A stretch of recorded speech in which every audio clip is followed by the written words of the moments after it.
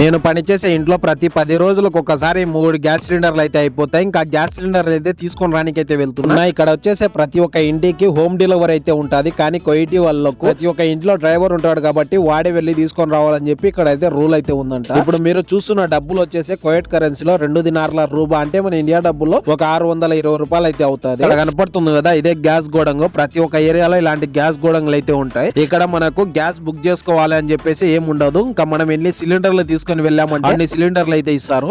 ఇక్కడ మనం సిలిండర్లు కూడా దించాల్సిన అవసరం ఉండదు. అక్కడ పనిచేసే వాళ్ళే సిలిండర్లు దించి మళ్ళీ నిండువి అయితే ఎక్కిచ్చేస్తారు. ఇందులో చూసుకుంటే గ్యాస్ సిలిండర్ లో 2 రకాలు అయితే ఉంటాయి. ఈ చిన్నవి వచ్చేసి ఇండ్లకి అయితే యూజ్ చేస్తారు. అదే ఇంకా రెడ్ కలర్ కనపడుతుందిగా, అవి పెద్దవి వచ్చేసి హోటళ్ళకి అయితే యూజ్ చేస్తారు. ఈ సిలిండర్లు వచ్చేసి మన ఇండియా కాడికి సైజ్ ఒక రవ్వ చిన్నగా అయితే ఉంటుంది. కువైట్ కరెన్సీలో ఒక గ్యాస్ సిలిండర్ ధర సవామియా కంసిన్ అంటే మన ఇండియా డబ్బుల్లో 220 రూపాయలు అయితే పడుతుంది. మన ఇండియాలో ఒక గ్యాస్ సిలిండర్ ధర ఎంత ఉందో కామెంట్ చేయండి. వీడియోలు చూస్తున్నారు కానీ సబ్స్క్రైబ్ చేసుకోకున్నారు, సబ్స్క్రైబ్ చేసుకోవచ్చు కూడా. Tongue tongue.